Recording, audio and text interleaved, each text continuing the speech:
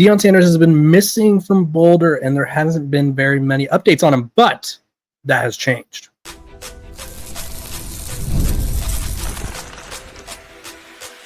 You are Locked On Buffs, your daily podcast on the Colorado Buffaloes, part of the Locked On Podcast Network, your team every day.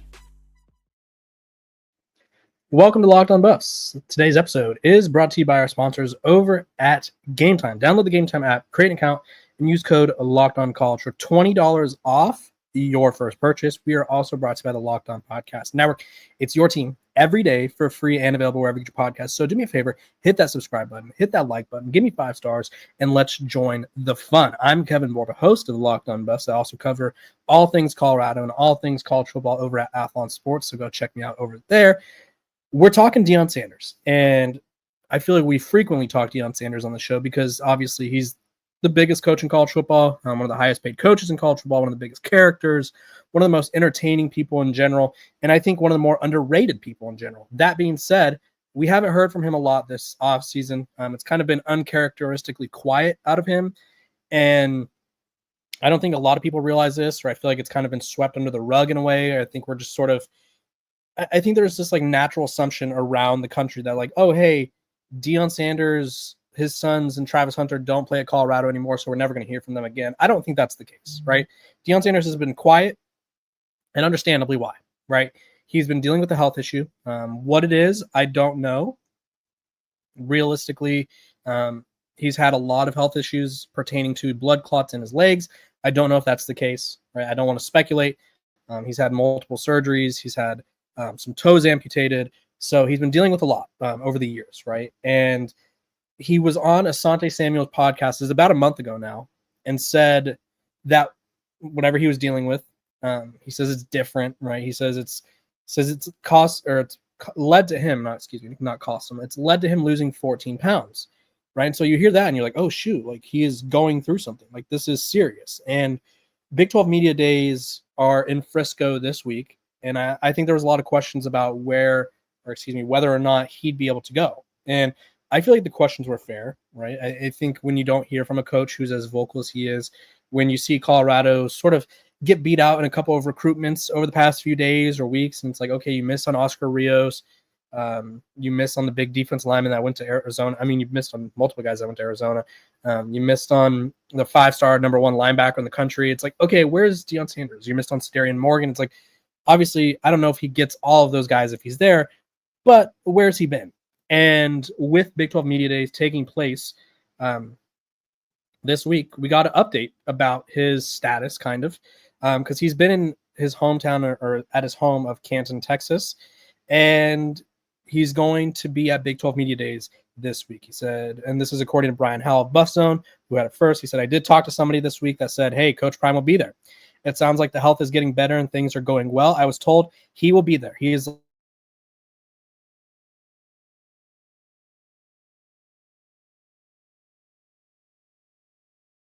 last guy to go speak, and it's only about an hour and a half there, which is a pretty big deal, especially since we haven't heard from him or seen him in a while. What do we want to learn from, or what does this mean? Well, first of all, it tells me that Deion Sanders is the person, Coach Prime is getting healthier, right? If he's able to go, it tells me he's at a position or at a point in whatever battle he's dealing with where he's able to be in front of people, talk to the media. You know he's going to field questions about it. You know he's going to discuss it, right? So realistically, you have to be pleased with this. You have to be pleased with a healthy Deion Sanders because Coach Prime, Deion Sanders, the human, you want all the best for, right? You don't want him dealing with stuff because he's done so much for the program. He does so much for these young men, and he does so much for the sport where it's like if you were to lose, like say he were to step away from college football, it'd be devastating, right? It'd be devastating for so many reasons. And I think it's a great thing that he's back. The other day he announced or he shared a touching tribute to his mother, Connie, with Nike. And it's just, we need Deion Sanders in our lives, right? I think college football, the sport, college football or Colorado, the program, the team, everything's better with Deion Sanders in it.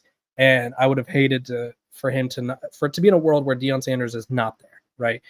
I do think that him missing all this time, I feel like it's taken a little bit of buzz away from Colorado, and it's not his fault because at the end of the day, like you got to do what you got to do, right? You can't be waiting on other people, or you can't be not waiting on other people. What I'm trying to say is you can't always be trying to put other people before yourself, right? At the end of the day, we have to make sure we're healthy mentally, physically, whatever it is. And so I hope that Deion Sanders is better. Him returning, it does bring a little bit of excitement because, one, we haven't heard him in a while, like I said. Two, Colorado needs some buzz on the recruiting trail, right? They've landed, I think, 3 high school commits, and it's one of those things where it's like, I think that Deion Sanders could easily be the best recruiter in the country if he wanted to be. Right now, they have a total of 5 commitments. They have 4 high school commits. They have Preston Ashley, the 4-star corner, Gavin Mueller, the 3-star tight end, Colby Johnson, 3-star linebacker, and Maurice Williams, 3-star DB. And then they also have D'Amato Pecco Jr., who's a JUCO guy, number 1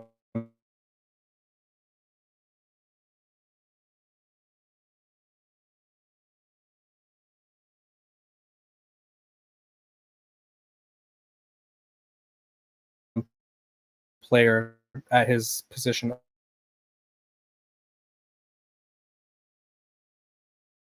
That works in Colorado's favor. Sorry if I'm glitching out. My Wi-Fi is abysmal right now. But Colorado just they need his presence, right? They need his energy. They need everything he brings to the table.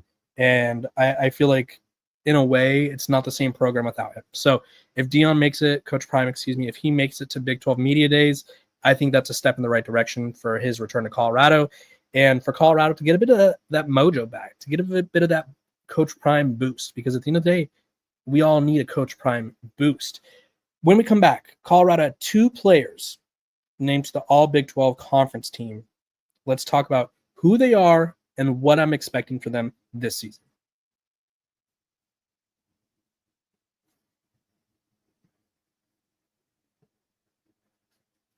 This episode of Locked On Buffs is brought to you by Game Time. Have you ever decided at the last minute to head to a ball game with friends or family? Maybe it's game day and you suddenly realize you want to be in the stands. That's exactly where Game Time comes in. It's the easiest way to grab last-minute tickets without the stress. With the money you save on tickets, you could splurge on food, drinks, merch, or even invite a bigger group to come with you.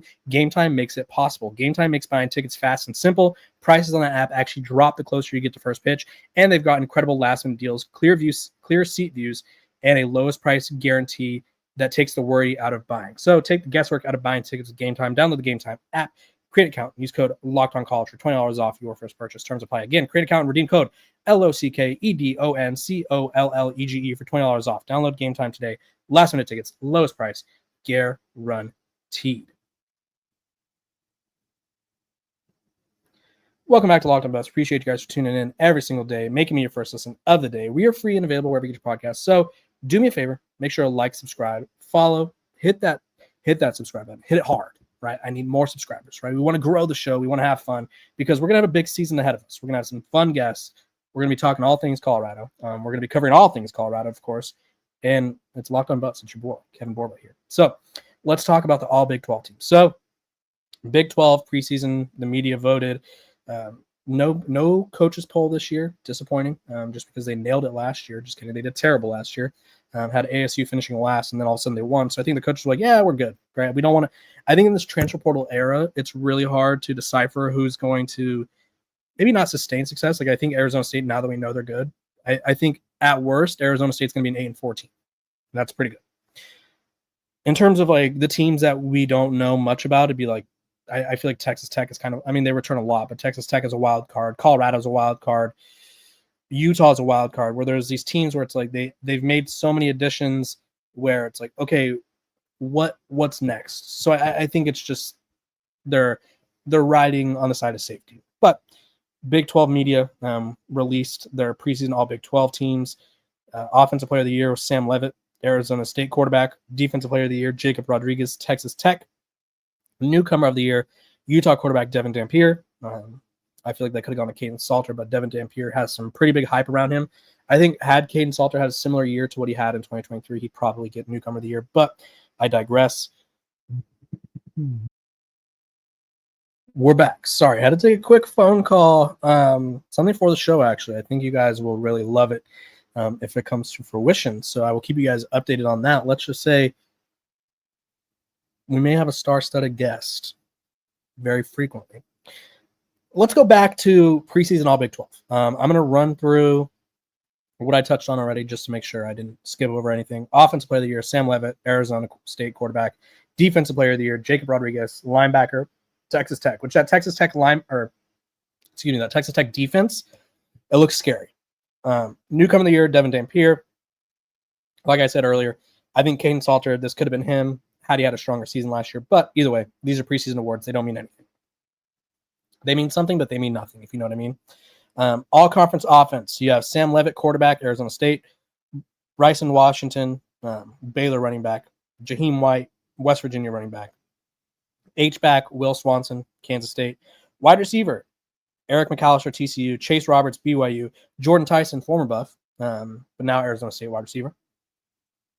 Tight end, Cincinnati's Joe Royer. Arizona offensive lineman, Ben Coleman. Offensive lineman from Utah, Spencer Fano. Bryce Foster, Kansas. Caleb Lomu, Utah. Jordan Seaton, Colorado, sophomore, left tackle. Now, let's talk about Jordan Seaton. There was a video the other day. He's looking slimmer. He's looking more.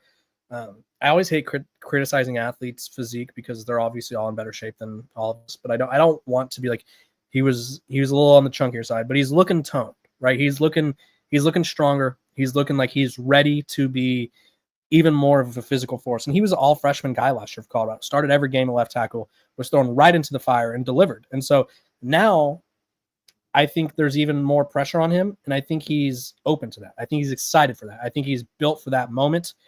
So we will see, right? I think it's an exciting sort of move for Colorado, or not move, a notion for Colorado to have someone as talented as he is, as young as he is, as in a position as important as left tackle is.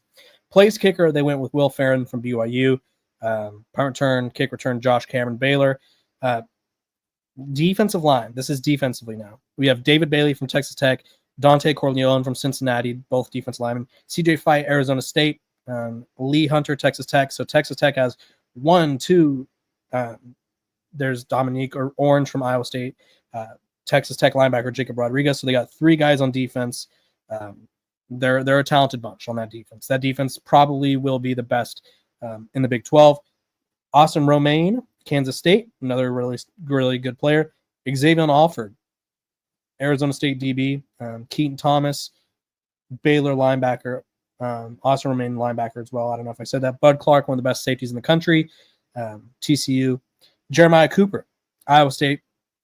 DJ McKinney, Colorado DB.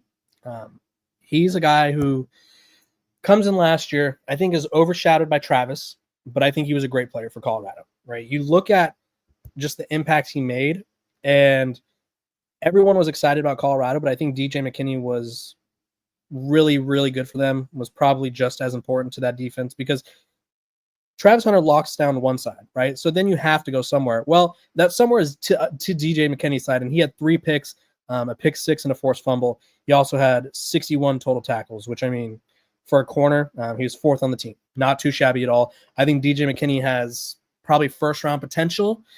I think ESPN ranked him as the 3rd or 4th best corner in this class. So really expecting really high expectations for DJ McKinney. He has another year in the system with Robert Livingston, another year of being coached by Robert Livingston, another year of working with Deion Sanders, the best corner to ever do it. And DJ McKinney was one of those guys that Colorado got where it's like, okay, that guy's a steal, right? You look at what he did at Oklahoma State before he came to Colorado. He had 2 years at Oklahoma State, doesn't play a lot as a freshman. Then the next year, 5 pass deflections, 38 total tackles. He's a guy that made an impact on an Oklahoma State team that was a Big 12. Oh my gosh, did they win it that year? I think they were Big 12. No, they did not. They lost to Texas, but they were Big 12 championship contenders, right? And he had a key role in it. So he comes to Colorado, plays just as well, probably multiple times better, and is in a position to where, hey, this guy is going to be a star for Colorado. I fully expect that. So, and then to round it off, because I got to give the puncher some love, Palmer Williams, Baylor Jr., right? So Baylor had a lot of guys on here. Colorado, just 2. I think guys who were overlooked but probably not well known. Xavier Hill, I think you can make an argument for him. He was an all AAC offensive lineman. He's a guy that Memphis leaned on a lot. He's a guy that I think will probably be an NFL draft pick for Colorado. He's a guy that could be one of the best offensive linemen in the country again. So there's that. You look through this list of guys. I think Tawfiq Byard is a name that I would have liked to see on here, Joseph Williams. But some of these guys are a little more on the underrated side. So Jaheim Otis, I think, could have got preseason honors just because of his potential. I think a lot of this is we go with what we know. So I think a lot of the voters sort of go with, like, these are the big names who we expect things from. Like Arizona State running back Kanye, I think it's Udo. He's going to be good, right?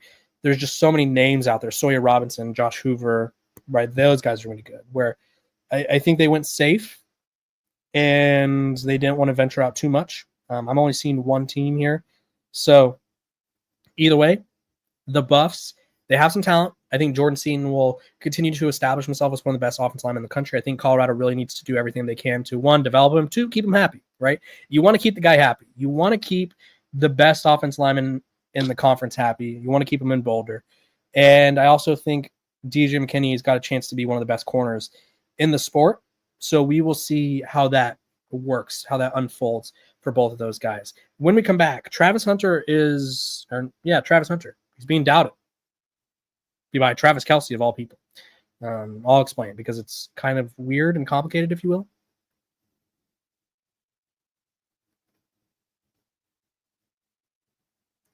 Welcome back to Locked On Buffs. Appreciate you guys for tuning in every single day. Make me your first listen of the day. We are free and available wherever you get your podcast. So do me a favor, hit that subscribe button, hit that like button, give me 5 stars, and let's have some fun talking about the Buffs. Travis Hunter, 2-way star, Heisman Trophy, won, I think it was 7 major awards. Pretty crazy, right? He's a guy that the Jaguars traded up a lot. They put together a pretty big package to move up to number 2 to draft him. They are playing him both ways, which honestly, I'll raise my hand, the right hand on this. Didn't think it was going to happen, right? I was wrong, right?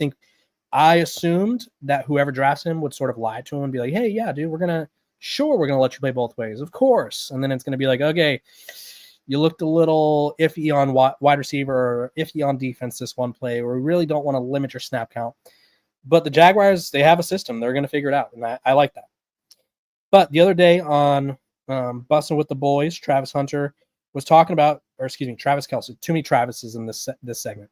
Travis Kelce was talking about Travis Hunter and said, if he plays corner, they're going to run deep balls at him all day, right? And he's going to – basically the goal is to make Travis Hunter tired. And I don't know – what people missed about Travis Hunter at Colorado. The one reason that I could see Travis Hunter not – and this is where I'll give all the doubters like a silver lining. The one reason I could see Travis Hunter not sticking at offense and defense is because he's had some injury issues in the past. And if the Jaguars get to a point where it's like, hey, you've missed X amount of games, and God forbid this happens. I don't want this to happen. Now, all this is just me going through the scenarios. The Jaguars get to a point, they're like, hey, dude, you've missed 5 games. You've missed 7 games a year, a couple of years in a row, and we just can't rely on you to play both positions. We still think you're a great player. We want you to focus on insert position, right?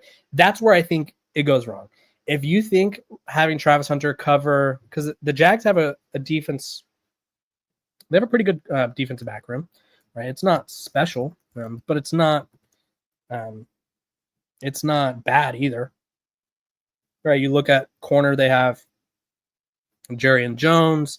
They also have Tyson Campbell. They have some pretty good guys who I think they're going to rely on to not force Travis to have to play all the time. They have Jordan Lewis at nickel. And then they also have Jabbar Muhammad, who's a third-string guy. They have a lot of talent in there. Wide receiver, they have Brian Thomas, right? They have Diami Brown, Austin Trammell, Joshua Cephas. Wow, I don't know why I couldn't say that. But they have guys everywhere. Okay, I don't think they're going to make Travis be the number one either. I think he's number one talent, but I don't think they're going to make him. I don't think they're going to put him in a position to be tired. And I just think like these people who are like, you know what, we're going to send Travis on a go route every time. It's like, okay, you think that's going to make him tired? Like Travis Hunter, he went through the military workouts. He made them look easy, right? the one thing that I've always been told about Travis Hunter from players, coaches, scouts is like the dude doesn't get tired. The NFL has more pauses in the game than college football does. It's played at a slower pace. College football is played at a no huddle pace where everyone's like go, go, go, see how fast we can confuse this defense. The NFL, it's like play, okay, quarterbacks, and then get the 5-minute long play in the helmet where it's like left, whatever, waggle this, blah, blah, blah, X this, looky, and then they're going to give him 3 other plays, right? It just doesn't move that fast, right? So Travis Hunter's going to have time in between plays. And I think also people are assuming that Travis Hunter's physically not going to adapt to this. You think him working out with NFL guys, like you don't think the Jaguars are going to send him on a go route when he's on offense? I mean, excuse me, when he's playing defense, you don't think that's going to happen? You don't think they're going to go, hey, Brian, see if you could burn him. Or hey, Diami, see if you could burn him. Like, you think he's going to get to the regular season and be like, what is this? A go ball? A deep post? A sluggo? Like, you think they're just going to be like, Travis, we only want you in the flat? No, right? And also, I'm not too familiar with what kind of defense the Jags play, but Travis is a great zone defense defender, right? He is great in zone coverage. So I like this idea of like, we're going to send him on a go route. Okay, so you're just eliminating one of your receivers every play so the defense knows that they can key on the other guys. Cool. Like, I think people think this sounds profound, or they're like, that'll show them. And I don't think it will, right? I just don't think it will. Like, I don't think it's going to have the effect that people think it will. And I think it's kind of laughable to assume that, like, hey, we'll run him deep a couple times and he'll be tired and we'll take him out of the game. That's not how it works, right? Don't you think college teams probably tried that? I'm sure they did. Don't you think college teams, I mean, the very first game, I think it was TCU, not Max Duggan was his name, Chandler Morris. He had the bright idea to keep throwing to Travis Hunter. I think TCU's game plan was to be like, hey, we're going to run the ball down your throats and we're going to target Travis Hunter religiously. And guess what? You ended up on one of Travis Hunter's highlight reels, right? I think one of the first plays that I will ever discuss when talking about Travis Hunter is the diving interception against TCU, because it was so tremendous. It's like, cool, you tested him. He picked you off. Like, I just don't see it. So for Travis Kelce to say this, I just think it's kind of narrow-minded. I think it's kind of like the obvious, like, hey, for Patrick Mahomes, we're going to make him beat us. We're going to make him take what we give him. Okay, cool. He still makes plays, right? I don't think it's easy to limit someone who's that talented. That's all I'm going to say. You guys comment below. Is it as simple as just making him run? I don't think it is, but you guys let me know. Make sure to like, subscribe, and follow. I will see you guys tomorrow. I'm going to be covering all things Big 12 Media Days. Got some personal things going on live, so I'm not able to attend, but we got some exciting things coming up on the show. Just know that, and I will see you guys tomorrow. This has been Locked on Buffs.